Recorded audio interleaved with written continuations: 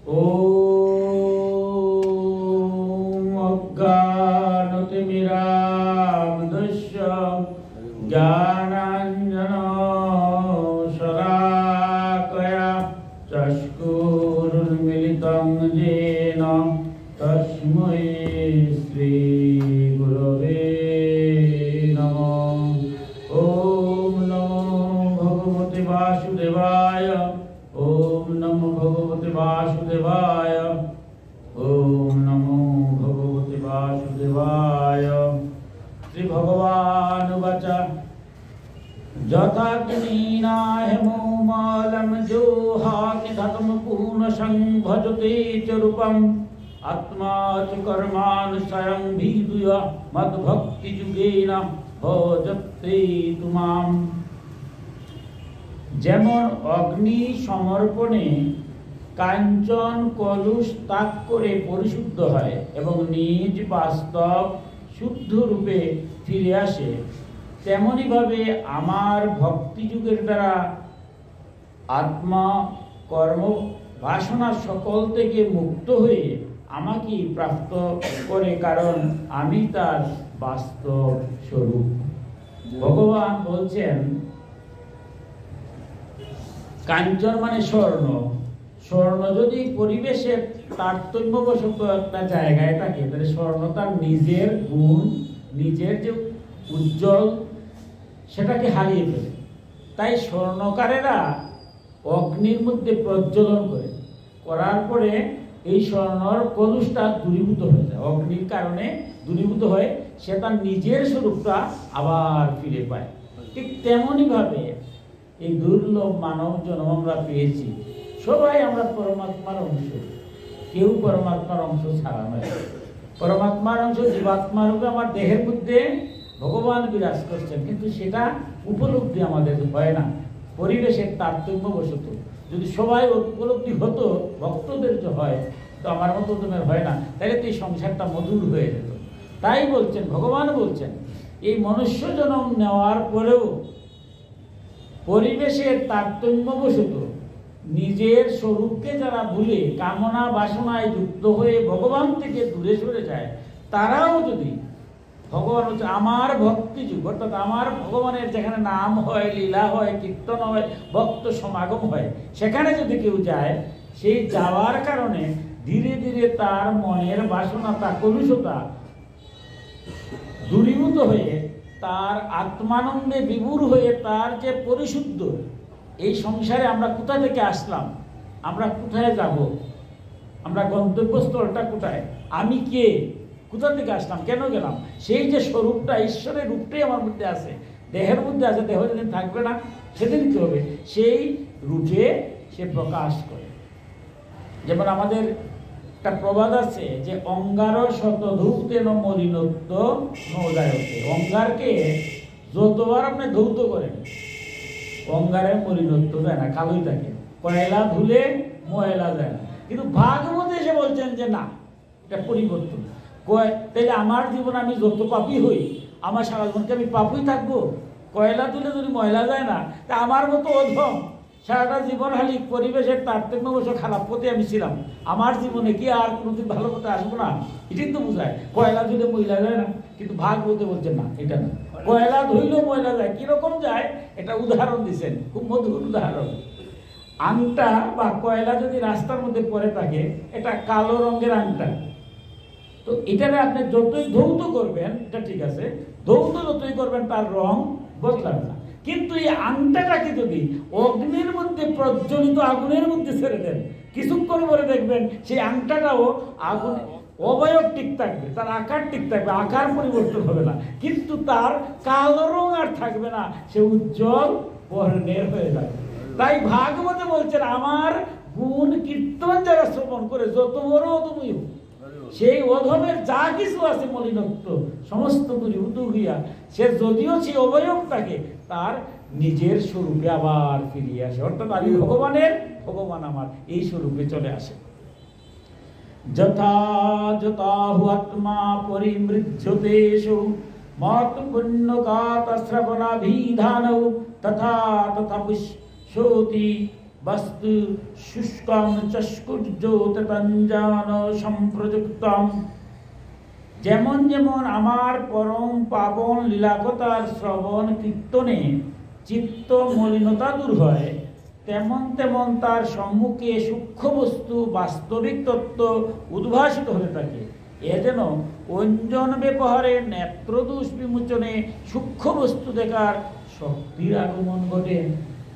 ভগবান বলছেন যে আমার পরম ভক্তরা যদি আমার লীলা কীর্তন, এই যে ভাগবত পাঠ হচ্ছে, গীতা পাঠ হচ্ছে, কীর্তন হচ্ছে, ভগবানের নাম গুণগাথা কীর্তনে আসে, তাইলে তার মনের মধ্যে যে মলিনতা আছে, কারণ একটা আয়নার মধ্যে যদি ধুলাবালি পড়ে, সেই আয়না দিয়ে কিন্তু সেই দর্পণে সেই আয়নাতে যদি আমার নিজের চেহারা দেখতে পাবো না, কিন্তু ময়লাটা আবার মুছে ফেললে আবার নিজের ছবি দেখতে পারি। তো বলছে যে যতই চিত্ত মলিনতা থাকুক, ভগবানের নাম গুণকীর্তনের মধ্যে যদি আসে কেউ, এই আসার ফলে তার সমস্ত মলিনত্ব ধীরে ধীরে, বা দুঃখ, এই সংসারে আমরা আছি, কত দুঃখ আছে, কত কষ্ট আছে, সমস্ত দুঃখ কষ্ট থেকে বিমোচন হয়, হয়ে শুদ্ধ চিত্তমত্তে সূক্ষ্ম বাস্তবিক তত্ত্ব উদ্ভাসিত হয়। আমরা দুঃখ করি কেন? আমার প্রিয়জন যখন বিয়োগ হয় তখন আমার দুঃখ হয়, আবার অতি আনন্দ থাকলে ভগবানের নামই বুঝি না। এই সমস্ত যে ঘটে সূক্ষ্ম বস্তুটা আমরা বুঝি না, যে আমরা যেখানে বেঁচে আছি, বেঁচে থাকাটি আশ্চর্য, মারা যাবো এটি ধ্রুব সত্য। কেউ এখানে সবাই আসছি, সবাই সুস্থভাবে বাড়িতে যাব, এই নিশ্চয়তাকে বলতে পারবেন না। আমার পূর্ববর্তীরা গেছে, আমিও যাব। তাই বলছেন, কিন্তু ভগবানের নাম গুণকীর্তনের তাকে সংযুক্ত হলে সংসারের যত দুঃখ কষ্টই আসুক না কেন সবটা নিবারণ হয়। হয়ে কি হয়? পরম ব্রহ্মের, আমি যে পরম ব্রহ্মের অংশ, আপনি যে পরম ব্রহ্মের অংশ, সেই পরম অংশের দিকে আমরা ধাবিত হই। সমস্ত দুঃখ কষ্ট সব নষ্ট হয়ে যায়। যেভাবে চোখের মধ্যে যেমন কাজল, অঞ্জন মানে কাজল, কাজল দেওয়া হয় ছোট্ট বাচ্চারা, দেখবেন আগে আগে দিতেন, এখনো দেন অনেকে, কাজল দেন। চোখের কাজল দিলে কি হয়? চোখের এই যত বেশি কাজল দিবেন, সেই চোখ দিয়ে অতি দূরের বস্তু অতি সূক্ষ্মভাবে দেখা যায়। তো আমরা যে বেঁচে আছি, আমার ভিতরে ভগবান আছে, সূক্ষ্মভাবে চিন্তা করে দেখুন। আমার পূর্ববর্তী যারা অনেকেই চলে গেছেন, অনেকে আমরা অনেককে হারিয়েছি, আবার আমিও যে কোনো মুহূর্তে চলে যাব। তাইলে এই জগতে যে আমরা আসলাম, আমরা কার অংশ, কিভাবে আসলাম? এই সংসারে আমরা পিতাকে কেউ হারিয়েছি, কেউ মাতাকে হারিয়েছি, কেউ স্বামীকে হারিয়েছি, কেউ স্ত্রীকে হারিয়েছি। খুব দুঃখ। এর চেয়ে সবচেয়ে বড় দুঃখ হয় যখন কেউ তার সন্তানকে হারায়। সন্তান হারালে এই সুখে মুহ্যমান হয়ে যায়। আজকের যে পাঠটা হচ্ছে চিত্রকেতু, তার পুত্র সুখে আচ্ছন্ন, তার ছেলেটা মারা গেছে, একমাত্র ছেলে রাজা, সমস্ত রাজ্য সুখাকুল হয়ে গেছে, কাঁদতেছে, হাউ হাউ করে কাঁদতেছে, তার মা, ভাই, বন্ধু বান্ধব। উনি এমন ভাবে কারা শুরু করছেন, কোনো অবস্থায় স্থির হচ্ছেন না। কিন্তু একজন মারা গেছে, তার তো সৎকার করতে হবে, তার ঊর্ধ্বমুখী ক্রিয়া শ্রাদ্ধাদি করতে হবে, কিন্তু উনি বলছেন আমি কিছুই করবো না। এমন মুহ্যমান হয়ে যখন রাজা পরম ভক্ত ছিলেন চিত্রকেতু, হাউ হাউ করে কাঁদছেন, এবার স্বয়ং নারদ মুনি এবং অঙ্গিরা, মহর্ষি অঙ্গিরা ঋষিরা দুইজন আসলেন। এসে রাজাকে খুব মধুরভাবে বুঝালেন যে সংসারে কেউই তো অমন নয়, কে কিভাবে যায় আমরা জানি না, সব ভগবানের লীলা। কারণ ভগবান নিজেও তো বলেছেন, বাসাংসি জীর্ণানি যথা বিহায় নমানি গৃহ্ণাতি নরুহ পরাণি তথা শরীরাণি বিহায় জীর্ণা অন্নানি সংজাতি নবানি দেহি। বস্ত্র যদি আমরা পরিধান করি, কিন্তু সেই বস্ত্রটা যদি পুরাতন হয়ে যায়, আমরা সেই বস্ত্রের প্রতি আকৃষ্ট থাকি না। পুরাতন বস্ত্র যদি চিরে যায়, পুরাতন বস্ত্র হয়ে গেলে আমরা বস্ত্রটারে পরিত্যাগ করে নতুন বস্ত্র যেভাবে আমরা ধারণ করি, এই আত্মাটাও যখন দেহের মধ্যে থাকে, দেহটা যখন জরাজীর্ণ হয়, জন্ম জন্মান্তরে কর্মফলের দ্বারা সে যখন মনে করে ভোগ শেষ হয়ে যায়, তখন এই দেহের মধ্যে আত্মা থাকে না। সাধন অনুযায়ী সে নতুন দেহ ধারণ করার জন্য, অথবা গোবিন্দের সাথে মিশে যাওয়ার জন্য, অথবা পরবর্তীতে আরো ভক্ত ঘরে জন্মিবার জন্য সে নিজ দেহ ত্যাগ করে। সুতরাং এই দেহ কেউ ত্যাগ করলে তার জন্য সুখ করা, দুঃখ করা উচিত নয়। এইভাবে অনেক বুঝিয়েছেন, কিন্তু কোনো অবস্থাতেই চিত্রকেতু আর বুঝতেছেন না, পুত্র সুখে কাতর, তো যেতভাবেই বুঝাচ্ছেন না কেন কোনো বুঝ হচ্ছে না। এবার নারদ মুনি চিন্তা করলেন, তাহলে তাদের সুখ যদি নিবারণ হতে হয়, তাহলে যে পুত্র মারা গেল তার আত্মাটা, আমাদের সনাতন ধর্ম বলছে মারা যাওয়ার পরেও দেবলোকের 6 মাস আমাদের এক দিন, বাকি 6 মাসে এক রাত্র, একদিন এক রাত এই মৃতদেহের আত্মাটা আকাশস্থ নিরালম্ব বায়ুভূত নিরাস্ত ঘুরতে থাকে। এই জন্য আমরা 1 বছর বৎসরান্ত বলি, 1 বছর পর্যন্ত। এরপরে তার যে শাস্ত্র অনুযায়ী যদি নতুন দেহ ধারণ করে অথবা গোবিন্দের সাথে মিশে যায়, অথবা সে আবার কোনো ভক্ত করে আসবে। তাই 1টা বছর যেহেতু দেহটা আছে, সূক্ষ্ম দেহটা ত্যাগ করলে সূক্ষ্ম আত্মাটা বিরাজ করছে। তাই নারদ মুনি চিন্তা করলেন, তাহলে এই আত্মাটারে আনি, আত্মাটা কি বলে তার কথা শুনলে পরে তাদের দুঃখ নিবারণ হবে। তাই চিত্রকেতু সহ সবাইকে বললেন, তোমার পুত্র মৃতদেহ নিয়ে কাঁদতেছো, তোমার দেহ তো এখানে আছে, আত্মা তো নাই।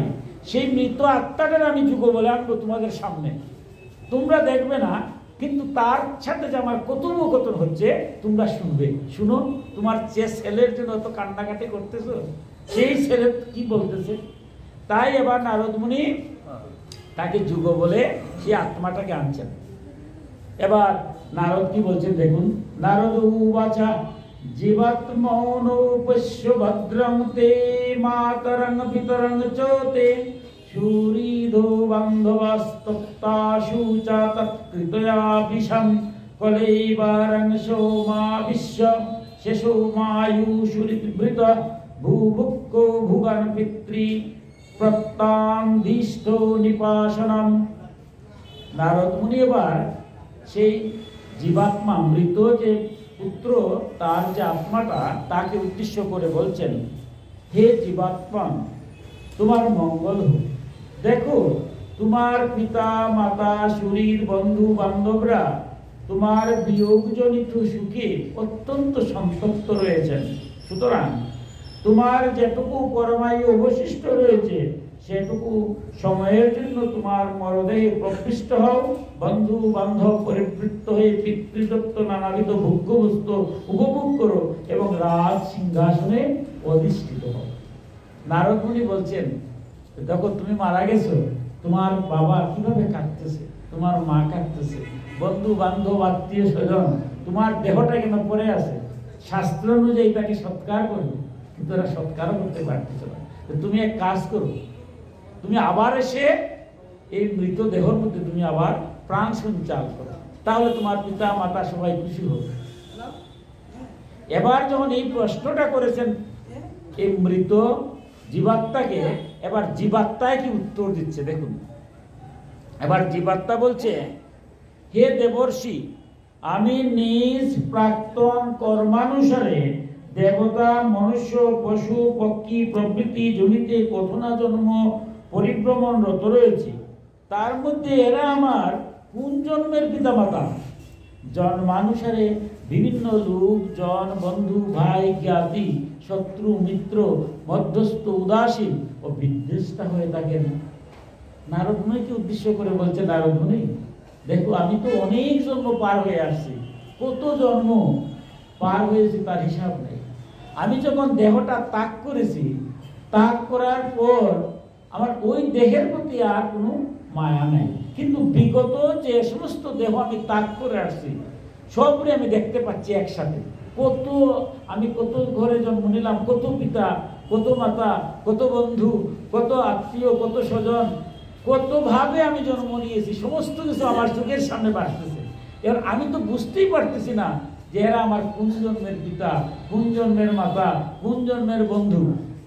দেখুন সংসারটা কি বৃহৎ বিষ্ণু পুরাণে তার ব্যাখ্যা দিয়েছে, কি মধুর ব্যাখ্যা বিষ্ণু পুরাণে। স্থাবরং বিংশতি লক্ষণম জলজম নমলক্ষণম কৃমিজারুদ্র লক্ষমঞ্চ দশলক্ষমঞ্চ পক্ষিণ ত্রিংশ লক্ষম পশুনাঞ্চ চতুর্লক্ষণম মানবা। বলছে এই কর্মফলের কারণে আমরা 84 লক্ষ পরিভ্রমণ করি। 84 লক্ষর মধ্যে 80 লক্ষ বার হয় বুকজনী, মানে এখান থেকে মুক্তি পাওয়া যায় 80 লক্ষ জন। এর মানে বলছেন স্থাবরং বিংশতি লক্ষণম, স্থাবর জন্ম, যেখান থেকে লড়াচড়া করা যায় না, হাঁটা যায় না, চলাফেরা করা যায় না। এই যে আশেপাশে বৃক্ষগুলো আছে, বৃক্ষগুলো আমাদের কথা কিন্তু জানছে, কিন্তু দূরের বৃক্ষগুলা তারা শুনতেছে না। স্থাবর, যেখানে সূর্যের আলো হয়, বৃষ্টি হয়, কত কষ্ট পায়, কিন্তু তাদের তো প্রাণ আছে।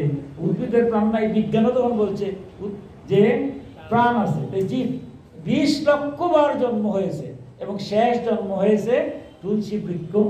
এই তুলসী বৃক্ষ যখন তুলসী পত্র গোবিন্দের পায়ে লাগে, শেষ জন্ম দিয়া গোবিন্দের সেবার মধ্য দিয়ে আমরা স্থাবর জন্ম অর্থাৎ বৃক্ষ জন্মের সমাপ্তি হল। এরপরে মুক্তি হচ্ছে না, দেখুন কত কঠিন। এরপরে যাচ্ছে জলজঙ্গন অবলক্ষণ মঞ্চ, জলের মধ্যে যে বিভিন্ন কীট আছে, তারপরে প্রাণী আছে বিভিন্ন, 9 লক্ষ প্রকার জন্ম হয় সেখানে। শেষ জন্ম হচ্ছে শঙ্খ জন্ম।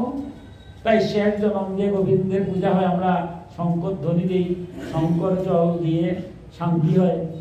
তাই এই জন্ম শেষ হওয়ার পরে কৃমিজা রুদ্র লক্ষ মঞ্চ, রুদ্র মানে 11 রুদ্র, 11 লক্ষ, 11 লক্ষ বার কৃমি, কীট, পতঙ্গ জন্ম হয়। তো শেষ জন্ম হচ্ছে মধুকর মানে মৌমাছি। মৌমাছি যে মধুকর, যে মধু মানে মধু সংগ্রহ করে, গোবিন্দের নবীদের কিন্তু মধু দেওয়া লাগে, মধু না দিলে এটা পবিত্র হয় না। তাই শেষ জন্ম দিয়ে গোবিন্দের সেবা হবে। এরপরে আসছে কি 10 লক্ষ মঞ্চ পক্ষীর, 10 লক্ষ বার। চিন্তা করুন, একজনই মন থাকে না, আর 10 লক্ষ বার।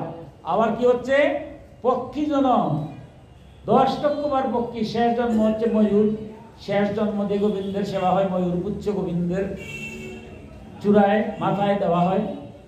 এরপরে আসছে 30 লক্ষণম পশুনাঞ্চ, পশু জন্ম হয় 30 লক্ষ বার। 30 লক্ষ পশুর মধ্যে শেষ জন্ম হচ্ছে গরু জন্ম। তাই আমরা গরুকে অত্যন্ত ভালোবাসি, এরপরই মানব জন্ম হবে। গরুর দুগ্ধ, ঘৃত এগুলা গোবিন্দের কাজে লাগে। যখন গরু মারা যায়, তার চামড়া দিয়া আমার গোবিন্দের কীর্তনের মৃদঙ্গের কুলে আমরা ব্যবহার করে থাকি। এই 80 লক্ষ জনের পরে আসলো মানব জন্ম, দুর্লভ। তাও 4 লক্ষ বার মানব জন্ম হয়, 4 লক্ষ বার। চিন্তা করতেছেন, আমরা এর ভিতরে অনেকবার বুঝাইছি, কতবার আসছি আর কতবার গেছি। আমার ভগবান শ্রীকৃষ্ণ অর্জুনকে বলছেন, হে অর্জুন, তুমিও কতবার আসছো আর আমিও কতবার আসছি, তুমি এগুলো ভুলে গেছো, কিন্তু আমার মনে আছে। তো আমরা তো সব ভুলে গেছি। 4 লক্ষ বার। এর মধ্যে কখনো হয়তো হাত ছিল না, কখনো হয়তো পা ছিল না, কখনো হয়তো বধির ছিলাম, কখনো সুখে দেখি নাই, কিন্তু গোবিন্দ আমাদের আজকে যেভাবে সবাইকে যেভাবে দিয়েছে, এর চেয়ে ভাগ্যবান আর কি হতে পারে। তাই এত জন্ম, এত মানুষ মারা যাওয়ার পরে এই এতগুলা জন্ম যখন সামনে আসে, তখন আপনি স্থির করতে পারেন কেটা পিতা কেটা মাতা। এই যে জীবাত্মা কেন বলছে, যখন আমার যখন দেহ ত্যাগ করছে, সব আমার সমান হয়ে গেছে। এত জন্ম, সমস্ত কিছু আমি দেখতে পাচ্ছি, এখন তো আমি ধরতে পারতেছি না কোন জন্মে। এই যে বলছো মা বাবা কাঁদতেছে, বন্ধু বান্ধব কাঁদতেছে, কোন জন্মে আমি তো বুঝতেই পারতেছি না। এখন এই দুঃখ ভরা সংসারে আমি যেহেতু মুক্তি পাইয়ে আসছি, এখন গোবিন্দের চরণে যাব, অথবা গোবিন্দ যে ব্যবস্থা করেন করবেন। আমি কি আবার ওই দেহের মধ্যে যেতে পারি? তুমি যে আমাকে বলতো আবার আমি দেহের মধ্যে গিয়ে যাবো, এটি যাওয়া কি ঠিক হবে? এবার একটা উদাহরণ দিচ্ছি খুব মধুর। সেই জীবাত্মায় কি বলছে, সুবর্ণাদি বস্তু, পণ্য বস্তু সকল যেমন ক্রেতা বিক্রেতা ব্যবহারকারী মানুষের মধ্যে একের হাত হতে অন্যের হাতে হস্তান্তরিত হয়, সেই রকম জীব নানা জুনিতে পরিভ্রমণ করে থাকে। বলছে স্বর্ণকার যারা, তারা সুন্দর করে গয়না সাজিয়ে রাখেন, যতক্ষণ দোকানের মধ্যে থাকে এটা তার। একজন ক্রেতা যখন এটা কিনে নেয়, নিয়ে তার গলার মধ্যে শোভা পায়, তখন এটা ক্রেতার হয়ে যায়। যদি ওই ক্রেতা কোনো কারণে আরেকজনের কাছে বিক্রি করে দেয়, তো ওই শোভাটা কার কাছে পায়? যার কাছে যায় স্বর্ণালঙ্কার যার কাছে যায় সেটাই শোভা পায়। কিন্তু স্বর্ণালঙ্কার কি আগের কথা মনে রাখে? আমি দোকান থেকে এখানে হয়তো স্বর্ণকার অনেক আসলে আমি কিনে নিয়ে আসলাম, নিয়ে আনার পরে যখন আমি পড়লাম, তখন স্বর্ণালঙ্কার কি যার কাছ থেকে আমার সেখানে যাওয়ার চিন্তা করে? হে যেখানে আধার পায় এখানেই শোভা পায়, সে আগের গুলো সব ভুলে যায়। যার কাছে যায় তার কাছে শোভায়। এই আত্মাটাও যে দেহের মধ্যে যায় সেই মায়ায় আবদ্ধ হয়। কিন্তু মায়া যখন ছিন্ন করে, দেহ থেকে ত্যাগ করে, তখন আর এই জগতে কারোর প্রতি কোনো মায়া থাকে না। স্বর্ণালঙ্কার যেমন একজনের কাছ থেকে আরেকজনে যাওয়ার পরে পূর্ববর্তী যে মালিক তার কথা মনে রাখে না, এই আত্মাটাও ঠিক সেই রকম। যতক্ষণ আছে দেহ ততক্ষণ মায়ার প্রভাব, দেহ থেকে চলে গেল এই জগতের আর কোনো মায়া নাই। অতএব আমি এখন চলে আসছি, আমি কি আবার এই দেহের মধ্যে যেতে পারি? নারদমুনি, এই জীব নিত্য অবিনাশী, সূক্ষ্ম, সকলের আশ্রয়দাতা এবং স্বয়ং প্রকাশ। জীবের মধ্যে স্বরূপত জন্ম, মৃত্যু ইত্যাদি কিছুই নেই, তবুও ঈশ্বর স্বরূপ হওয়াতে স্বীয় ত্রিগুণাত্মক মায়া দ্বারা নিজেকে বিশ্ব রূপে প্রকাশ করেন। জীবের প্রিয় বা অপ্রিয়, আত্মীয় বা পর কেউই নেই, কারণ শত্রু মিত্রের গুণ দোষ বোঝার মতো ভিন্ন ভিন্ন বুদ্ধিপত্তি রীতি একলাই সাক্ষী স্বরূপ। আসলে তিনি এক ও অদ্বিতীয়। এবার জীবাত্মা বলছে, দেখো জীব হচ্ছে নিত্য, আসলে তার জন্মও নাই, আসলে তার মৃত্যুও নেই। আমরা দেহের মৃত্যু হয়, পরমাত্মার জীবাত্মার মৃত্যু হয়। কারণ পুকুর থেকে আপনি জল আনলেন, জল আনলে যদি ঘটিত রাখেন দিব ঘটির জল, আমরা এটা ঘটিত জল বলছি। বাটিত রাখলে বলছি এটা বাটির জল, কেতলিত রাখলে এটা কেতলির জল, থালের মধ্যে রাখলে এটা থালের জল। তো এক ঘটির থেকে বাটি, বাটির থেকে কেটলি, কেটলির থেকে তাল, এইভাবে হালি ঘুরতে থাকলো। আমরা যে আধারে জলটাকে, সেই আধার অনুসারে তারা নাম বলছে, এটা কেটলির জল, এটা বাটির জল, এটা ঘটির জল। আচ্ছা, ওই জলটা যদি কোনো কারণে পুকুরের মধ্যে আবার ফেলে দেওয়া হয়, এবার কি কোনটা ঘটির জল, কোনটা বাটির জল, কোনটা পুকুরের জল খুঁজে পাওয়া যাবে? ঠিক পরমাত্মার অংশটা যখন দেহের মধ্যে আসে, কর্মফলের দ্বারা যখন ঘুরতে থাকে, এটা ঘটির জল, বাটির জল, এই যে আমরা 84 লক্ষ বর্ণনা দিলাম। কিন্তু যদি কোনো কারণে সেই আত্মাটা গোবিন্দের কাছে গিয়ে আবার পৌঁছে যায়, পুকুরের জলের সাথে মিশে যায়, আত্মার পরমাত্মা এক হয়ে যায়, তখন কি আর বোঝা যায় স্বরূপ তো সবাই তো ভগবানের, স্বরূপ তো সবাই ভগবানের অংশ। আমরা এই জন্য মারা যাওয়ার পরে বলি, কি বলি? মুখ্যস্মামি দিব্যান লোকান সকচ্যুত, মুখ্য লাভ হয় দিব্য লোকে গমন করে। এখানের মধ্যে আরো অনেক প্রশ্ন থেকে যায়। দেখুন, সনাতন ধর্ম তো আর সহজ জিনিস না, কত কিছু হয়। 4 লক্ষ শ্লোক শুধু পুরাণের মধ্যে আছে 4 লক্ষ শ্লোক, এর মাঝে 18,000 শ্লোক হচ্ছে ভাগবত। একটা প্রশ্ন তো আমার মতো তোমার জেগেই যায়, সবাই যদি দিব্যধামে গমন করে তাইলে তো এই সংসারে কেউ আর আসার কথা না। তাইলে আমাদের যারা গুরু, যারা যুগবতার, এরা আসার দরকারটা কি? সেটার ব্যাখ্যা ভাগবত দিয়েছেন। ভাগবতে দেখা যাচ্ছে 4র্থ স্কন্ধে গেলে সেই বর্ণনা দিয়েছেন যে কোনো কোনো ভক্ত ভগবানের মুক্তি চায় না, ভয়ঙ্কর। এই যে সবাই এখানে যে মুক্তি চাইতেছে তা না, ভাগবত বলছে না। কোনো কোনো ভক্ত বলে যে ভগবান, আমি আসলাম এই সংসারে, যেদিন আমি চলে যাব সবাই তোমাদের মুক্তি কামনা করবে। মুক্তি কামনা কি? পুকুরের লোকে মিশি যাবার, তোমার লোক আমি মিশি গেলাম। তোমার লোকে মিশি গেলে তো আর আমার আর তোমার আলাদা কোনো সত্তা থাকলো। তাই আমি চাই জন্ম জন্মান্তরে পৃথিবী যতদিন আছে তুমি বারবার এই সংসারে আমারে পাঠাও, আর আমি ভক্ত, তুমি ভগবান, আমি যেন তোমার সেবা করতে পারি। এই যে আপনারা ভক্তরা এখানে আসছেন, ভাগবতে বলছে এক যুগ হবে না, কলিকাল। এখানে ভালো কাজের মধ্যে কেউ আসতে চায় না। এই যে আপনারা আসছেন, আশাটা আপনারা যদিও মনে করেন ইচ্ছা, কিন্তু আসলে ইচ্ছা নয়, অনেক সুকৃতির ফল। জন্ম জন্মান্তরে সুকৃতির ফল থাকলে গোবিন্দ দর্শন হয়, ভক্ত দর্শন হয়। ভাগবতীয় কাজ, জন্ম জন্মান্তরে আপনারা পুণ্যবান, বিধায় আপনারা আজ ভগবানের নামগুলো কীর্তনে আসছেন, একজন তো হয় না। তাই যে সমস্ত ভক্তরা বলে যে আমি তোমার সাথেও মিশবো না, আবার পৃথিবীতে আসবো, তাই গোবিন্দ বলছেন এই ভক্ত, ভক্ত আমার মাতা পিতা, ভক্ত আমার গুরু, ভক্তই আমার নাম দিয়েছে বাঞ্ছা কল্পতরু। ভাগবতে ভগবান ভক্তের সেবা করতেছে। তাই দেবাদিদেব মহাদেব বলছেন, যারা ভগবানকে ডাকে বিষ্ণুরের, আমরা বলছি বিষ্ণুর ভক্ত, কিন্তু যারা ভক্তেরও পূজা করে হচ্ছে পরম ভক্ত। তাই আমরা দেবের পূজা পার্বণ যজ্ঞ অনুষ্ঠান যাই কিছু করি, ভক্তকে একটু মুখে দিই। ভগবান তো বলছেন আমি দিলেই সন্তুষ্ট, খাই ভক্তের মুখ দিয়া খাই। আর ভক্ত আছেন বলে তো ভগবানের নাম কোনো কীর্তন হয়। তাই জীবাত্মা বলছে, দেখো এই সংসারে, এই সংসার তো কেউ না, সব আমার পিতা মাতা আর আমি। পার্থক্য কোন জায়গায়? যখন আমি দেহ ধারণ করি, ঘটির জল বাটির জল এবার থাকলে আলাদা আলাদা মনে হয়। পুকুরে যখন পড়ে যায় সব জল, তখন কি কোনটা ঘটির কোনটা বাটির থাকে? আমার বাবা মায়েরা তো দেহের মধ্যে আছে, এর লেগে আমার জন্য কাঁদতেছে, বন্ধু বান্ধব কাঁদতেছে। আমি তো আর দেহের মধ্যে নাই, আমি উপলব্ধি করতেছি আমিও ভগবানের অংশ, তারাও ভগবানের অংশ। তাই তাদেরকে তো কান্না করা উচিত নয়। তারা তো বুঝতে হবে আমি যে জায়গাতে আসছি তারা সবাই এক জায়গাতে আসবে। আমার কর্মফলের দ্বারা হয়তো আমি সন্তান হিসেবে আজ আমি মারা গেছি, সুতরাং এটা সুখ বহন করা কষ্ট হয় মা বাবা, কিন্তু ভগবান যেটাই দেন সেটা তো ভুক, সেটা তো আমার মান্না নিতে হবে। তাই সুখ করা উচিত নয়, আমাকে অনুরোধ করবেন। যখন এই কথা বলার পরে নারদ মুনি বলছে তুমি চলে যাও। এবার চিত্রকেতু সহ তার যে আত্মীয় স্বজন বন্ধু বান্ধব সবাইকে বলছে নারদ মুনি যে দেখুন, যার জন্য এত কান্না করলেন আপনারা দেহটাকে, এই পঞ্চভূতে দেহটা আসছে 5টা জিনিস দিয়ে আমার দেহ তৈরি। বায়ু, বায়ুরূপে ভগবান আসেন আর জানে যে আমরা কেউ যদি মারা যায় বলি শেষ নিঃশ্বাস ত্যাগ করেছেন, অর্থাৎ ভগবান। আমরা যদি ঘুমিয়ে পড়ি রাত্রে, ভগবান ঘুমান না। ভগবান যদি ঘুমাতেন তাহলে তো ঘুম থেকে উঠতে পারবো। ভগবান এই মুহূর্তে আমার শ্বাস যদি বন্ধ হইতো শেষ।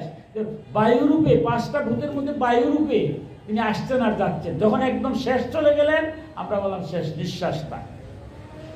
এরপরে কিন্তু 5টার মধ্যে আরো 4টা ভূত রয়ে গেল, বায়ু, অগ্নি, অর্থাৎ আমাদের অগ্নাশয় আছে, ডাক্তার এখানে আছেন, অগ্নাশয় আছে। অগ্নাশয় কিন্তু আমার দেহটারে গরম রাখে।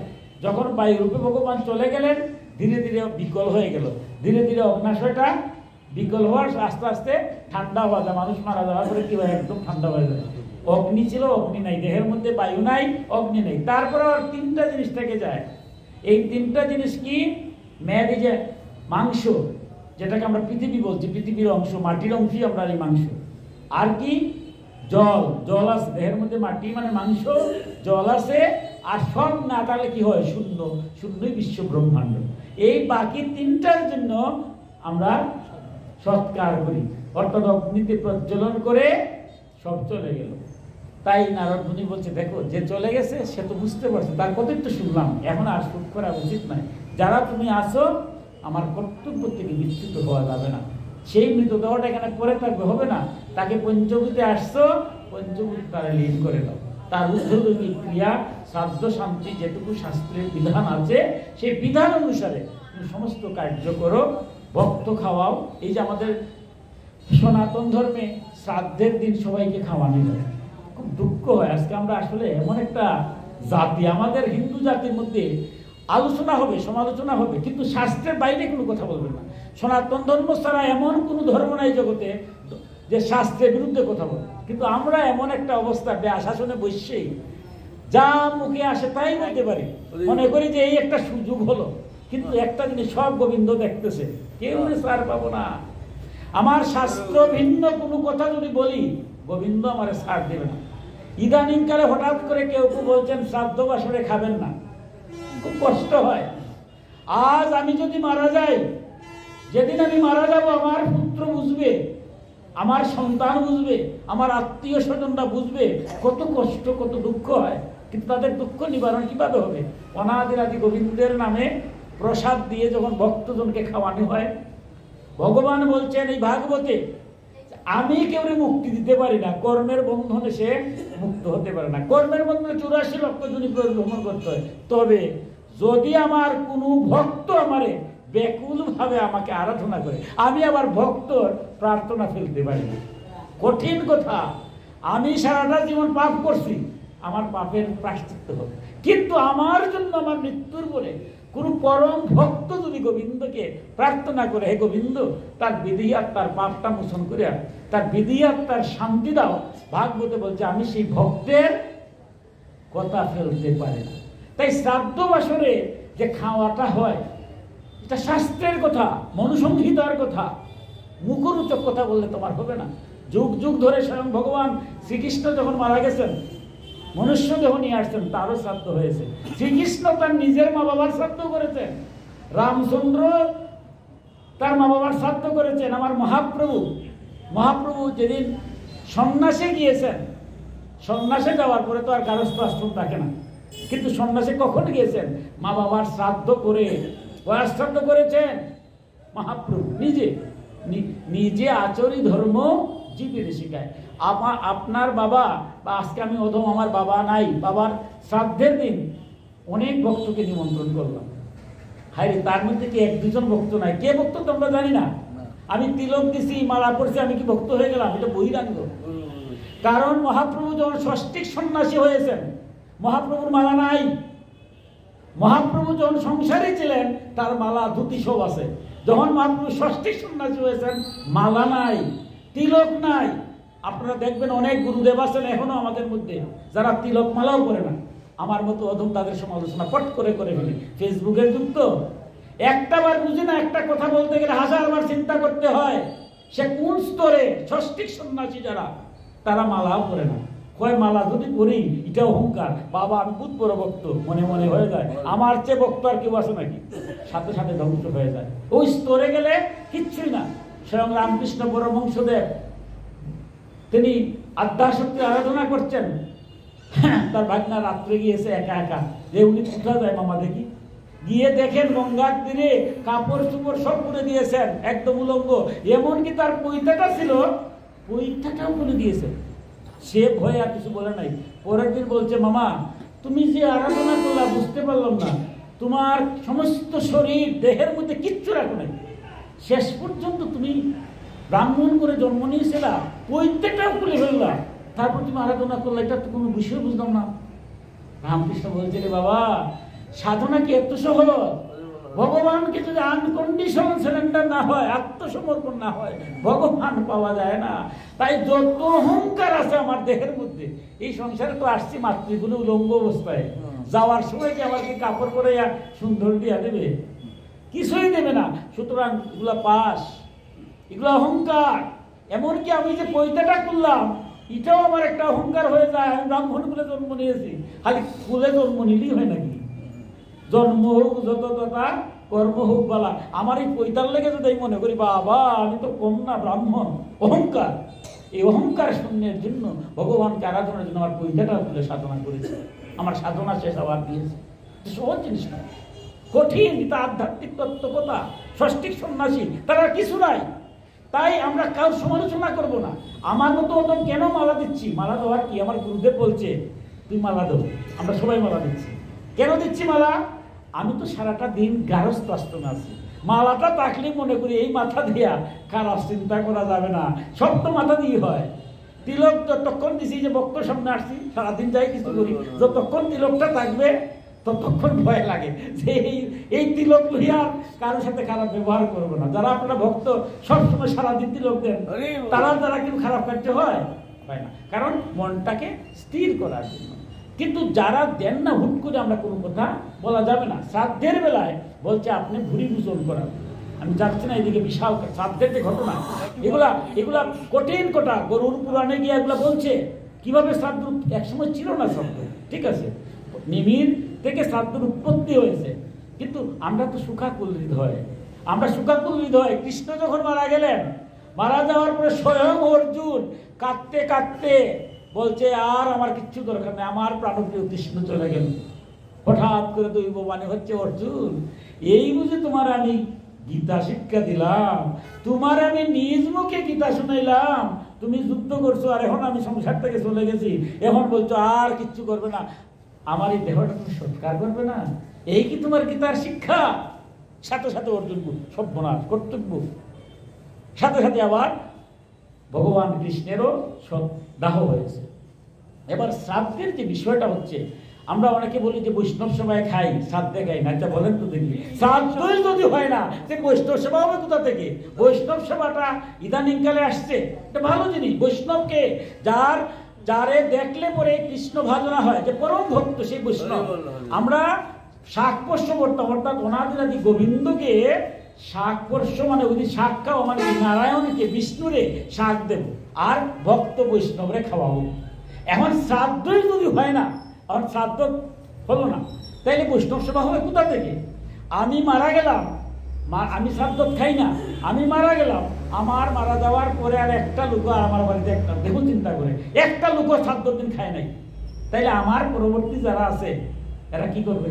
কিন্তু আজকে হঠাৎ অবাক লাগে, আমরা সনাতন ধর্মে দেখবেন, কারণ আমার একটা ইউটিউব আছে মিশারণ্য, আপনারা অনেক ইউটিউব দেখেন, যার যেমন ইচ্ছা, কিন্তু শাস্ত্রে বাইরে তো কথা বলা ঠিক নয়। যেহেতু আমার মহাপ্রভু নিজে তার মা বাবার শ্রাদ্ধ করেছেন, স্বয়ং কৃষ্ণ তার মা বাবার শ্রাদ্ধ করেছেন, রামচন্দ্র শ্রাদ্ধ করেছেন, জনক করেছেন, ব্যাস লিখেছেন, এই শ্রাদ্ধ কর্মটার মধ্য দিয়ে আমার পূর্বপুরুষের জন্য শুধু একদিনের শ্রাদ্ধ নয়, সনাতন ধর্ম বলতে শ্রাদ্ধ ছাড়া কিচ্ছু হবে, কিচ্ছু হবে না। যেমন আপনি যে গড় সঞ্চার করবেন, অন্নপ্রাশন করবেন, বিবাহ করবেন, দেখেন দুপুরবেলা আদ্যদিক হয়। আদ্যদিক কেন হয়? পূর্বপুরুষের উদ্দেশ্যে জল। স্বয়ং বিষ্ণু বলছেন, পূর্বপুরুষের উদ্দেশ্যে জল না দিয়া আমারও যদি কেউ জল দেয়, এই জল আমি গ্রহণ করি না। রাত্রে আপনারা অনেকে বিবাহিত আছেন, রাত্রে দেখবেন কুসন্ডিকা হয়, রাত্রে পুরোহিতে কুসন্ডিকা করেন, যে যজ্ঞ হবে, যজ্ঞ করার অধিকার হয় না, রাত্রে আবার শ্রাদ্ধ হয়, কুসন্ডিকা। পূর্বপুরুষের উদ্দেশ্যে জল দিবেন, দিয়া কারণ তাহলে শ্রাদ্ধ ভিন্ন কিছু হয় না। কারণ আমরা যারা আছি, আমরা ভগবানের কাছে প্রার্থনা করি যাতে তার বিধি আর তার শান্তি। আর ভাগবতে বলতে, যদি কোনো আমার ভক্ত, আমি কর্মফল থেকে মুক্তি দিতে পারবো না, কিন্তু ভক্ত যদি আমারে ব্যাকুলভাবে ধরে, তাইলে আমি আর থাকতে পারি না। এবার কি করেন চিত্রকেতুর, আমরা সময় যাবো না, সময় শেষ পর্যায়ে চলে আসছে। চিত্রকেতুর দুঃখটা অনেকটা মিশে গেছে, আমরা একটু পরে আলাপ করবো, সময় তো নয় আমাদের, আজকে একটু সময় স্বল্পতা। তো এখন চিত্রকেতুর দুঃখটা চলে গেছে, তিনি মৃত দেহ সৎকার করেছেন, শ্রাদ্ধ করেছেন, এবং ভক্তজন যারা আসিল শ্রাদ্ধেতে সবাইকে নিমন্ত্রণ করে সবাইকে ভূরিভোজন করেছেন, সবার কাছে প্রার্থনা করেছেন যে আমার ছেলের যেন মুক্তি হয়। গোবিন্দের কাছে আমরা প্রার্থনা করি। এবার চিত্রকেতু এবার নারদকে বলছেন যে দেখো, এই যে পরম ব্রহ্ম, আমরা সবাই এখান থেকে আইছি, একদিন কেন আবার চলে যাবো? তারে তো একটু মরলে পরে দেখবো, জীবিত অবস্থা দেখা যায় না। তা তুমি আমার একটা মন্ত্র দাও না, যে মন্ত্রে বা যে আরাধনার দ্বারা আমি সেই পরম ব্রহ্মকে একটু দেখতে পাই। এটা তো স্বাভাবিক হয় না। এই পরম ব্রহ্মটা কে? যার কাছ থেকে আমরা সবাই আসছি, আবার তার কাছে আবার সবাই যাব। তুমি, আমার তো দুঃখ এখন চলে গেছে, আমার কর্তব্য কর্ম সব করছি, নারদ মুনি তুমি আমাকে সেই দাও, তার সাথে একটু কথা বলতে পারি না, এই দেহ নিয়ে তো আসলাম। এবার নারদ মুনি ভক্তাধীন ভগবান নারদ মুনি তাকে যে মন্ত্র, সেখানে অতি সংক্ষেপে বলছি, কি মধুর মন্ত্র। ওম নমস্তে ভগবতে বাসুদেবায় ধীমহি প্রদ্যুন্নমায়ানিরতায় নমো সংকর্ষণায় চ নমো বিজ্ঞানমাত্রায় পরমানন্দমূর্তে আত্মরমায় শান্তায় নিবৃত্তিদ্বৈতদিষ্টয়ে।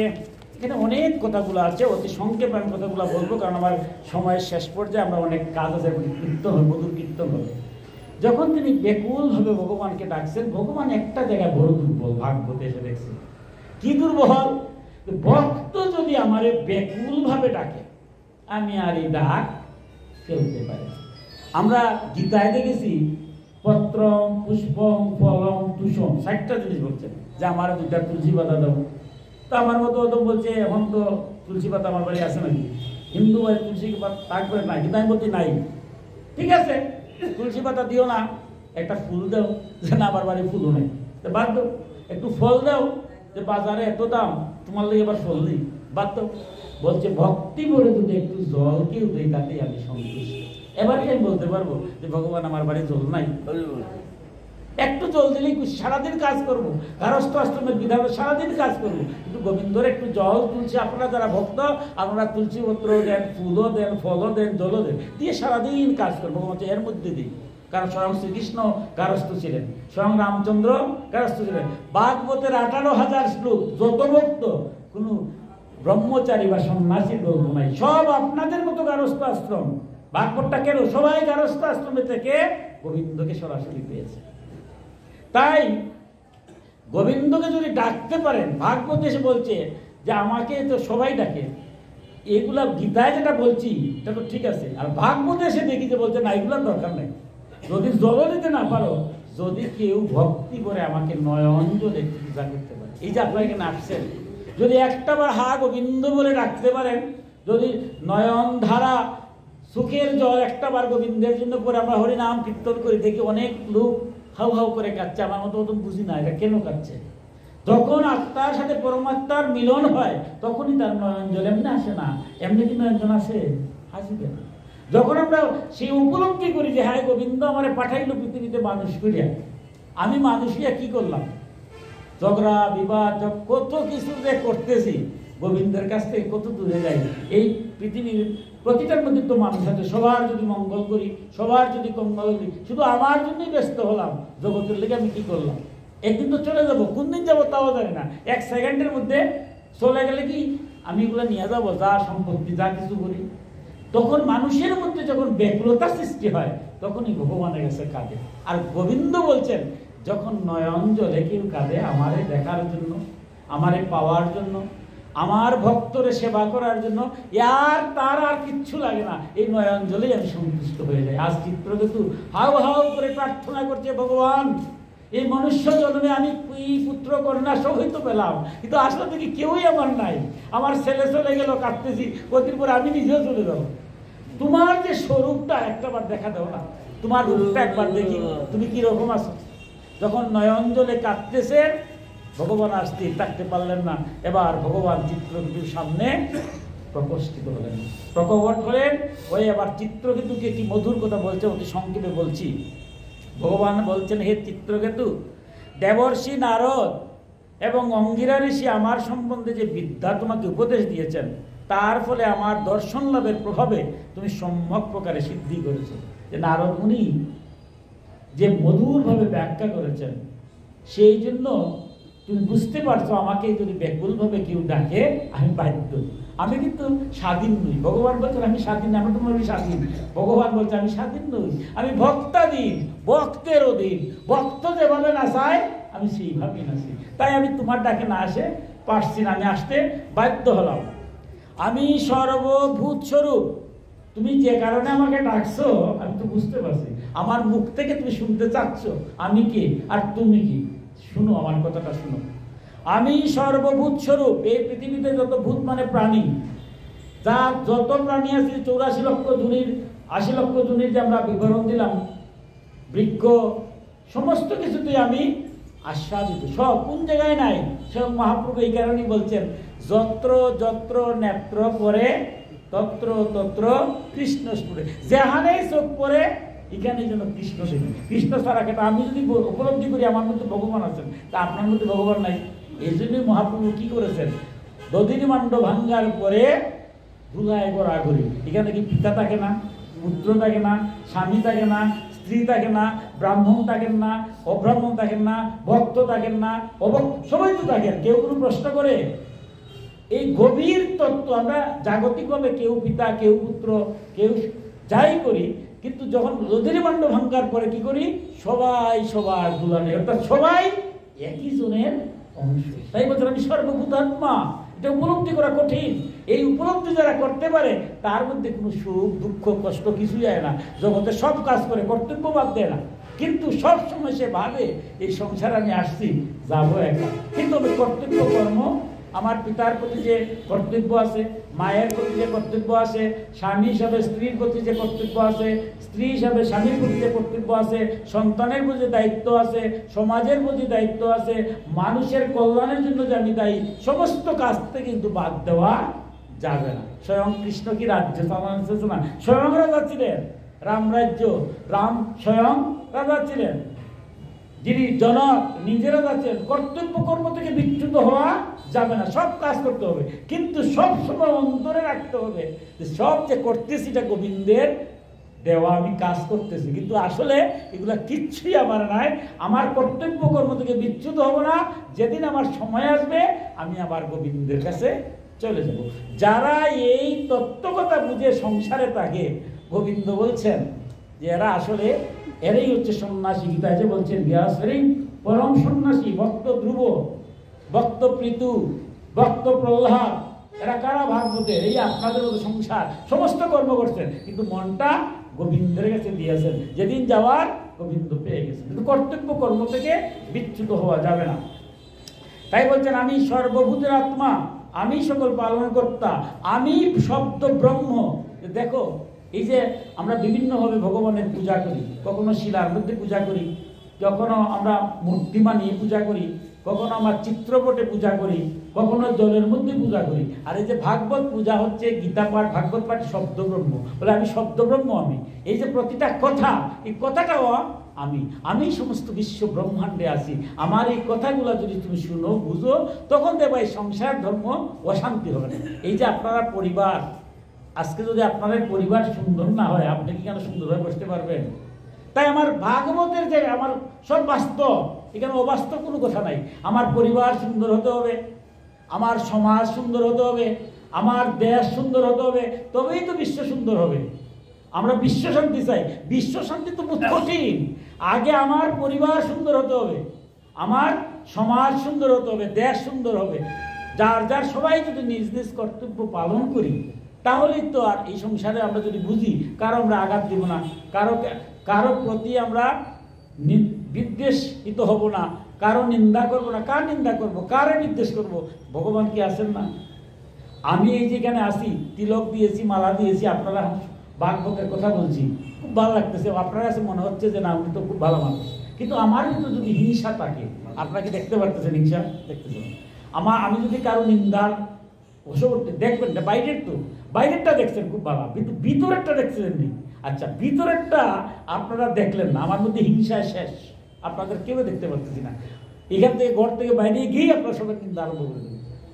এটা কিন্তু আপনারা বুঝতেছেন। তাই বলে কি আমি বাঁচবো? আমার ভিতরে একজন আছে না, অন্তর্যামী ভগবান বলছেন চিত্রকেতু, যারা এটা উপলব্ধি করে তার ভিতরে ভগবান আছে। আমার ভিতরে কি ভগবান নাই? আত্মার রূপে আছে না? এ কি আমার ভিতর আর বাইরে বুঝে না?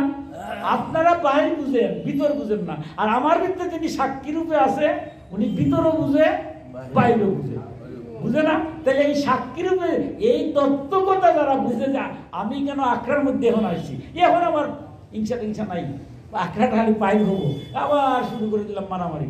বলে ভগবান তো আর দেখতেছে না, জগন্নাথ কি দেখতেছে? জগন্নাথের বাড়িতে গেছি, বলছেন চিত্রকে বলছেন, যারা আমার পরম ভক্ত, তারা আমার বিগ্রহের সামনে যেভাবে উপলব্ধি করে আমি আছি, তারা নিজের দেহের মধ্যে আত্মারূপে আমি বিরাজ করছি, এই উপলব্ধি যখন করে, তখন তারা হিংসা। কারণ আমি আপনাদের বিরুদ্ধে একটা ষড়যন্ত্র করলাম, আপনারা জানলেন না, কিন্তু আমার কিন্তু একজন যে আছে, আমি যখন জানবো যে সব তো উনি দেখতেছে, আমি ভালো করলেও দেখতেছে, মন্দ করলেও দেখতেছে। এই যেখানে দিন রাত শ্রম দিয়ে আপনারা ভাগবত সঙ্গ করতেছেন, আপনারা যে যা করতেছেন, এর জন্য কোনো সাক্ষী দরকার আছে?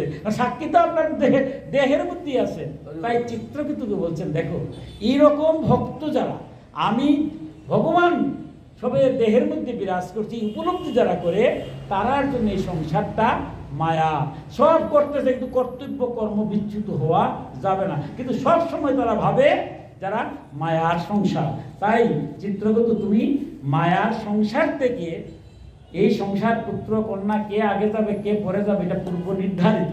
ওইটা না করে তোমার কর্তব্য কর্ম করে যাও, এবং এক সময় সবাই দেখবা তুমি আমি সবাই একসাথেই চলে আসছি। আমি শেষ করে নেবো একটা ছোট্ট গল্পের মধ্য দিয়ে।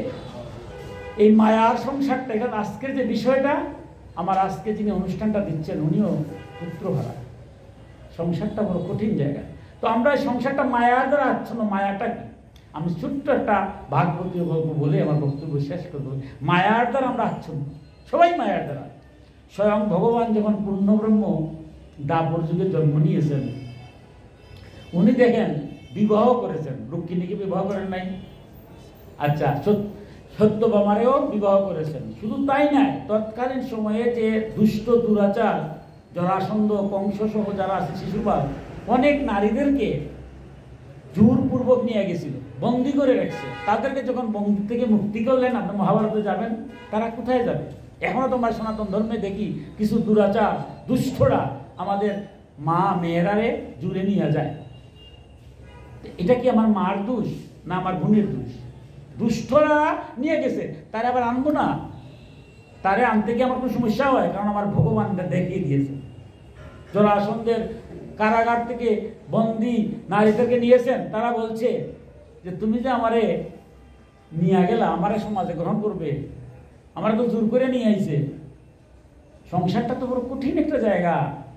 স্বয়ং ভগবান বলছে, ঠিক আছে, তাইলে তুমি কি করতে হবে? তুমি তোমারে আমরা প্রতিরূপে বোঝাবো। আমরা যে বলি, হ্যাঁ, নিধুবনে গেলে পরে গোপিনীরা, কেরা এরা ভগবান দেখিয়ে দিয়েছেন, তুমি তো রাজা ছিলেন, রাজধর্ম, যে তুমি আমার পরিচয় তোমরা পরিচিত হবে। এবার নারদ মুনি চিন্তা করলেন, হায় রে ভগবান, তুমি কেন আসছা, কি সুন্দর লীলা করতেছো। মায়ের জন্য যে দামোদর মাস, মার কাছে গেলে তুমি যাও সন্তান, মায়ের তোমার উদর মানে পেটের মধ্যে বাদ দিয়ে দেয় দড়ি দিয়ে, বাহ তুমি ভাত খেয়ে আসো। আবার তুমি 9 বছরের বালক সমস্ত গোপীদেরকে নিয়ে তুমি নৃত্য করতেছো, কেউ পারে না, কিন্তু গোপিকারা, বৃন্দাবনের নারীরা যারা গোপনে ভগবানের সেবা করে, এরার নাম হলো গোপী।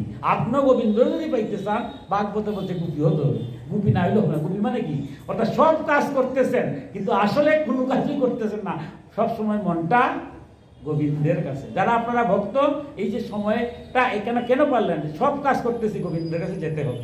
এইরকম ভক্ত যারা সব কাজ করে মনটা গোবিন্দের কাছে থাকে, তারাই রাস করে। আজকে কি বাঁশি বাজছে না? সেদিনও তো ভগবান বাঁশি বাজিয়েছিলেন, রাস হয়েছিল। আজকে কি বাঁশি বাজছে না? বাঁশি যদি ভগবানের না বাজতে দিলে আপনারা এগুলো জগন্নাথ মন্দিরে আসতেন ভাগবত পাঠে। ভাগবতের কথা যখন আপনার বাঁশির কানে গেছে, আপনারা ভক্তরা এখানে আসছেন। আমার মতো একদম সময় নাই তো এখানে যাওয়ার সময় হয় না, সব যাইতে পারে না। গোপী যারা তারাই যায়, গোপনে যারা গোবিন্দের সেবা করে। নারদ মুনি চিন্তা করলেন যে ভগবান সব লীলা করতেছেন, তার রাজ্য আছে, দ্বারকা রাজ্য আছে, প্রজা পালন করতেছেন, সব করতেছে, এটা কি সম্ভব? এই মায়ার মধ্যে তিনি কিভাবে আসছেন, তাই তিনি আসছে। এবার প্রশ্ন করেছেন, ভগবান তোমার যে সংসারের বাবা, তুমি নিজে মনুষ্য দেহ ধারণ করিয়া তুমি কিভাবে কি করতেছো, তুমি সব জানো, এটা কিচ্ছু নাই, কিন্তু কর্তব্য কর্ম তুমি সবই করতেছো। আচ্ছা এই মায়া তত্ত্বটা আমার একটু বুঝাও না। ভগবান বলছে, দেখুন আরো মায়া তত্ত্ব কি এত সোজা? মায়া তত্ত্ব যদি তোমার বুঝাইতে গেলেও তোমার যে কষ্ট হবে, এই কষ্ট তুমি সহ্য করতে পারবে না। অর্থাৎ মায়া তত্ত্ব ছাড়া অন্য কোনো তত্ত্ব বুঝাই। আজকের জিনিসটা হচ্ছে মায়া তত্ত্ব, কঠিন একটা সাবজেক্ট মায়া তত্ত্ব। কৃষ্ণ না করলে, নারদকে আর না বললে মানার পাত্র। বলছে না ভগবান, যত কষ্ট যত দুঃখ আমারে দাও, আপত্তি নাই, তবু আমি মায়া তত্ত্ব তোমার কাছ থেকে জানতে আগ্রহী। মনে মনে নারদ ভাবতেছে, ভগবান তুমি তো বারবারই বলছো আমার নাম যারা স্মরণ করে মনন করে তাদের কারো দুঃখ কষ্ট হয় না, তুমি আমার এক কষ্ট দেওয়ার কে আছে? আমি তো সবসময় বিনার তারে নারায়ণ নারায়ণ সবসময় তো ডাকি। সুতরাং আমি যখন তোমারে স্মরণ করবো মনন করবো, তোমার নিষেধ আছে আমার কষ্ট দেওয়া, এই তার মনোবল। তাই ভগবানকে বলছে, না তুমি আমার বলো মায়া তত্ত্ব। কিন্তু কৃষ্ণ দিবেন না, বারবার বলছেন যে এই কষ্ট তুমি সহ্য করতে পারবে না। কিন্তু নারদ বলছে, না আমি কষ্ট সহ্য করতে পারবো। মনোবলটা হলো যে আমি তোমার সবসময় নাম স্মরণ করি। ভগবান কৃষ্ণ বললেন, দেখো মায়া তত্ত্ব যদি বুঝাইতে হয় এইরকম বুঝাইলে হবে না, চলো দুইজনে মিললে আমরা নৈমিষারণ্যে যাই। নৈমিষারণ্য এমন একটা স্থান যেখানে আমাদের ভাগবত হয়েছে, 18টা পুরাণ হয়েছে। অর্থাৎ ভগবান শ্রীকৃষ্ণ যাওয়ার পরে যে স্থানে সমস্ত মুনি ঋষিরা থেকেছিলেন, ওই জায়গাটা, এখানে কলির কোনো প্রভাব খাটে না। ওইখানে থেকে আমাদের সমস্ত ভাগবত বেদ সমস্ত কিছু রচনা হয়েছেন মুনি ঋষিরা কলিকালে এসে। পবিত্রতম স্থান, চলো ওই গভীর অরণ্যে গিয়া তোমার মায়া তত্ত্ব বুঝাবো। দীর্ঘ সময় হেঁটে হেঁটে গেছেন। আবার ভগবান বলছেন, নারদ দেখো তুমি আমার পরম ভক্ত, তোমার কষ্ট হোক তোমার দুঃখ হোক আমি সহ্য করতে পারি না। আমি মায়া তত্ত্ব যখন বুঝাবো, তোমার যে কি কষ্ট হবে এই কষ্ট ভাষায় প্রকাশ করে বাধ্য। নারদ বলতেছে, বুঝছি আমি, তুমি আমার মায়া তত্ত্ব ভয় দেখাই, তোমার কোনো ভয় কাজ হবে না, আমার মায়া তত্ত্ব বলতেই হবে নাসুর বান্দা। এবার কৃষ্ণ বললেন, ঠিক আছে দাও, অনেক জায়গায় হেঁটে আসছি, এবার তো কৃষ্ণ হয়েছে আর মায়া তত্ত্ব বুঝাবো, তো তোমাকে বুঝাইতে গেলে তোমার কষ্ট হবে, আর তুমিও বুঝবা তোমারও কষ্ট হবে। যাও তুমি একটু আশেপাশে একটু জল নিয়ে আসো, আর ওই জল আমিও খাবো তুমিও খাবে, এরপর তোমারও হবে। নারদ মুনি জল পাবেন কোথায়? বলি অরণ্যের মধ্যে জল দাও না আশেপাশে, আমি তো আসি, যাও। তো উনি যাইতে যাইতে আবার তো যাইতে হয় বন ছেড়ে, যখন লোকালয়ে আসছেন এক জায়গাতে গেছেন, গেছে একটা রাজবাড়ি, উনি উঠছেন রাজবাড়িতে। উঠার পরে তো রাজা ওনাকে পাদ্যর্ঘ্য দিয়ে, যেহেতু একজন সাধু বেসে গেছেন, পাদ্যর্ঘ্য দিয়ে বসাইছেন। বসাই বলছেন যে আপনি একটু ফল টল সেবা করুন। বলে না আমি করবো না, আমার এক বন্ধুরে রেখে আসছি, আমি একটু জল পান করবো আর ওনার জন্য নিয়ে আসবো। ঠিক আছে ওনার জন্য দেবো, কিন্তু আমার ওখানে আসছে একটু ফল খাবেন না? তো আমরা চিন্তা করলে এটা মনে কঠিনই বোধ হয়, এই যে মায়া তত্ত্বটা কঠিনই। কারণ ভগবান কৃষ্ণই বলছে জল খাবে, আচ্ছা একটু ফল খাইয়া যায়, গাছে একটু শক্তি থাকুক, কত সময় যাবে তো আর ঠিক নাই। ঠিক আছে দাও একটু ফল দাও খাই। তা একটু আমার বন্ধুর লেগে ফল দেবো, বলে ঠিক আছে তোমার বন্ধুর লেগে ফল দেবো। ফল টল যখন খাইতেছেন আনন্দ, তখন রাজাই মনে মনে চিন্তা করছে যে আমার ছেলে নাই, একমাত্র মেয়ে, সুতরাং এই মেয়েটা পাত্রস্থ করানোর দরকার। যে সাধু আমার আজকে বাড়িতে আসছে, উনি যদি কৃতদান না হয়ে থাকেন, বিবাহিত যদি না হইয়া থাকেন, আর উনি যদি গারস্থ আশ্রমে প্রবেশ করেন, তো আমি জিজ্ঞাসা করতেই পারি। তাই রাজা রানী দুইজনে এসে বলছে, দেখুন আপনি সাধু মানুষ, আপনি যদি বিবাহ না করে থাকেন আর যদি সংসারী হওয়ার ইচ্ছা থাকে, আপনার কাছে একটা মিনতি, আমার ঘরে বিবাহযোগ্য একটা একমাত্র মেয়ে, তা আমি আপনাকে দেখার করতে ভাবতেছি, মেয়েটাকে আপনার কাছে সমর্পণ করব। আর এই রাজ্যের আমি তো থাকবো না, এই রাজ্যের যেদিন আমি থাকবো না, এই রাজ্য তো চালাইতে হবে, আপনি চালাবেন। যখন ব্যাকুলভাবে বলছে, নারদ উনি চিন্তা করলো এটা তো খারাপ না, ভালো তো, স্বয়ং ভগবান যদি সংসারে এসে বিবাহ করে রাজ্য চালান, তা আমার সমস্যাগুলো কি, আমি একটু সংসার ধর্মটা বুঝি না। তাই এই চিন্তা করে বললেন, ঠিক আছে আপনি যদি মনে করেন। সাথে সাথে বিবাহের আয়োজন হয়ে গেছে, ধুমধামে রাজবাড়ির বিবাহ, তো বিবাহ হলো, সবটা ঠিক আছে। কিছুদিন পরে, অতি সংক্ষেপে বলছি, ছেলে মেয়ে সন্তানাদি হয়েছে, তারপরে পুত্র পুত্র নাতি নাতন সব হচ্ছে, সোনার সংসার সুন্দর চলতেছে, একদম মধুরভাবে সংসারের মধ্যে মজে গেছে। কিছুদিন যাওয়ার পরে হঠাৎ একদিন দেখেন সমস্ত আকাশ মেঘাচ্ছন্ন। আমরা মাঝে মাঝে দেখি না ঘূর্ণিঝড় যখন হয় কিরকম অন্ধকার, সবাই ভয় পাইতেছে। সব যারা জ্যোতিষবিদ বলছে, মহারাজ ভয়ঙ্কর একটা, হয়তো কেউ বাঁচবো না, সবাই হাহাকার শুরু করে দিচ্ছে, অন্ধকার করে ফেলছে, মানে দিন দুপুরবেলা রাত্রি হয়ে গেছে, দেখা যায় না, কেউ করে দেখে না। এইরকম যখন একটা ঘূর্ণিঝড় হবে, তখন কি করি আমরা তো সবাই একখানা করি। তাই তিনি কি করছেন, সবাই যারা স্ত্রী পুত্র কন্যা নাতি নাতন সবাই একসাথে করে একজন আরেকজনের কাছে ধরে বসে আছেন, যাতে কেউ যাতে উড়িয়ে নিতে না পারে। কিছুক্ষণের মধ্যেই শুরু হয়েছে ঘূর্ণিঝড়, সব ধ্বংস হয়ে যাচ্ছে, গাছপালা ভেঙে শেষ, পাশের বাড়িঘর সব উড়িয়ে দিচ্ছে। আস্তে আস্তে রাজার যে ছিল রাজবাড়ি, এই রাজবাড়িরও আস্তে আস্তে সব ভেঙ্গা শুরু হয়েছে, ভাঙতে ভাঙতে ওয়াল ভাঙছে, উপরের ভাঙছে। এখন ধীরে ধীরে যখন প্রচন্ড বাতাস ঘরে ঢুকতেছে, একটা একটা একজন করে চলে যাচ্ছে, কেউ হয়তো একটা নাতি ধরতেছে, সবাই ঠিক আছে ধরে কি রাখা যায়, হঠাৎ একটা নাতি চলে গেছে, হাউ হাউ করে কাঁদতেছে, আর একটা নাতিন চলে গেছে, হাউ হাউ করে কাঁদতেছে। এইভাবে একজনের পর একজন পরিবারের লোক যাইতেছে, আর যারা আছে রাহার করতেছে, আর যে কি হলো, স্বাভাবিক এই অবস্থা যদি আমরা পড়ি কি হবে। হইতে হইতে তার যে শ্বশুর শাশুড়ি যা ছিল সব গেছে, এখন শুধু উনি আর ওনার স্ত্রী। কিছুক্ষণ পরে স্ত্রীও রাখতে পারলেন না, স্ত্রীও চলে গেলেন। এখন রইলেন কে, শুধুমাত্র নারদ। এতক্ষণ তিনি মানে হাই হুতাশ যা কিছু করেছেন, একবারও কৃষ্ণ নাম একবারও বলেন নেই, খালি কাঁদতেছেন আর কাঁদতেছেন, হাই রে এটা কি হলো, এটা কি হলো। এবার যখন দেখলেন আর কেউই নাই, যারা তিনি বিবাহ করেছিলেন সহধর্মিনী, এও চলে গেছে, এবার তার কেউ নাই, বলে আমি আর থেকে কি করবো, এই সংসারে যদি এরকম অবস্থা যদি আমি করি, আমার সমস্ত সংসারে সব চলে গেছে, তা আমি থাকি লাভ কি, থাকা লাভ আছে। এবার তিনি দুই বাহু তুলে বলছেন, হা কৃষ্ণ আমার আর রেখে লাভ নাই, আমাকে নিয়ে যাও, সব তো নিয়ে গেলাম। হা কৃষ্ণ যখন বলে হাউ হাউ করে কাঁদতে শুরু করছেন, ভগবান তো এক জায়গায় দুর্বল, যখন হা কৃষ্ণ বলছেন, সাথে সাথে কৃষ্ণ এসে উপস্থিত। ভগবান যখন উপস্থিত হয়েছেন, আর কি ঘূর্ণিঝড় আছে, সব থেমে গেছে।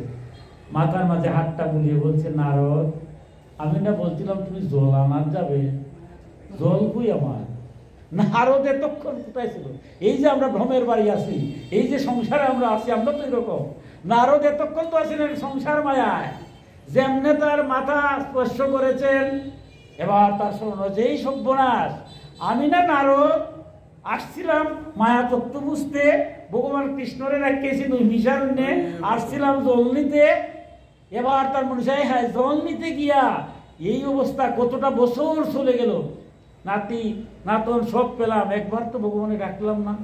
হাউ হাউ করে নারদ কাঁদছে, খেতে খেতে বলছে, ভগবান তোমারে বুঝা আর তোমারে জানা এই জন্যে আমার আর তুমি যদি কৃপা না করো। আমার মনের মধ্যে একটা শক্তি ছিল যে তোমার সাধ্য নাই আমারে কষ্ট দিতে, আমি যে কষ্ট পাইছি, একের পর এক সংসারের মায়া চলে যাচ্ছে, আর আমি কি কাদা কাটতেছি, আমার শক্তি ছিল যে আমি তোমাকে সবসময় নারায়ণ নারায়ণ ডাকি। আমি যদি তোমারে ডাকি, স্মরণ করি, তোমার সাধ্য আছে নাকি আমারে কষ্ট দেওয়ার? কিন্তু আমার অহংকার গেল কই, যেমনে সংসারে প্রবেশ করছি তোমার নাম তো আর একবারও লই নেই। যদি নামটা নিতাম কত কষ্ট হতো না। এখন সব যখন শেষ হয়ে গেছে, এবার শেষ মুহূর্তে বলছি হা কৃষ্ণ, হা কৃষ্ণ, হে ভগবান তোমার মায়া তত্ত্ব আমি বুঝে গেছি। ভগবান কৃষ্ণ হেসে হেসে বলছে, নারদ আমিও তো এই ঘটনাটা ঘটিয়েছি। এই মায়া তত্ত্ব বুঝাইবার মতো ক্ষমতা, বুঝার মতো ক্ষমতা সবার হয় না, তাই তোমারেও আমি এই মায়া আচ্ছন্ন করে মায়াটা বুঝিয়ে দিলাম। এই সংসারের মায়াটা কি? আমরা যারা এই সংসার আছে সবাই কিন্তু নারদ মুনির মতো মায়া তত্ত্ব, আমার আমার আমার সব শুধু আমার। রামকৃষ্ণ বলছে আমার খালি আটা কেটে দাও, হয়ে যাবে মার সংসার। এই আমার আমার সব করবো, ভাগবতে বলছে, কিন্তু সব সময় যেন ভাবি এই সংসারটা কেউই না। যেদিন আসছি একা আসছি, যেদিন যাব একাই যাব। আমার বাবা ভাই বন্ধু যদি কেউ অসুস্থ হয়, তাহলে আমার জগন্নাথ ছাড়া কেউ রক্ষা করতে পারবে? বিপদে আমার যারা বলছি সংসারও, তারা রক্ষা করতে তো জগন্নাথ। জগন্নাথকে বললে কি আমার হবে? তাই আপনারা ভক্তরা যারা সমস্ত কর্মের মধ্য দিয়েও জগন্নাথকে বলেন না, আমার মতো অধম যেন এই সংসার মায়ায় সমস্ত কর্তব্য কর্মের মধ্য দিয়ে জগন্নাথকে, জগতের যিনি নাথ, দিনের যিনি বন্ধু, দিনের বন্ধু, তাকে যেন সবসময় স্মরণ করি, মনন করি। এর মধ্য দিয়ে ইহকালে শান্তি এবং পরকালে আমরা ভগবানের শ্রীচরণ পাবো। সেই ভগবানের কাছে প্রার্থনা করে আবারও সবার মঙ্গল, প্রত্যেকটা পরিবারের মঙ্গল, সমাজের মঙ্গল, দেশের মঙ্গল, বিশ্বের মঙ্গল কামনা করে আমার বাগপতীয় কথা এখানেই বিশ্রাম নিলাম। সর্বে ভবন্তু সুখিনঃ, সর্বে সন্তু নিরাময়া, সর্বে ভদ্রাণি পশ্যন্তু, মা কশ্চিৎ দুঃখভাগ ভবেৎ। এই পৃথিবীর সকলেই সুখী হোক, সকলেই রোগমুক্ত হোক, কেউ যেন দুঃখ লাভ না করে সকলে শান্তি লাভ করুক। ওম শান্তি, ওম শান্তি, ওম শান্তি। জয় জয় নিতাই গৌর সীতানাথ প্রেমানন্দে হরি হরি বল। জয় জয় নিতাই গৌর সীতানাথ প্রেমানন্দে হরি হরি বল। জয় জয় নিতাই গৌর সীতানাথ প্রেমানন্দে হরি হরি বল। হরে কৃষ্ণ কৃষ্ণ কৃষ্ণ হরে হরে, হরে রাম রাম রাম হরে হরে, হরে কৃষ্ণ কৃষ্ণ কৃষ্ণ হরে হরে, হরে রাম রাম রাম হরে হরে, হরে কৃষ্ণ কৃষ্ণ কৃষ্ণ হরে হরে।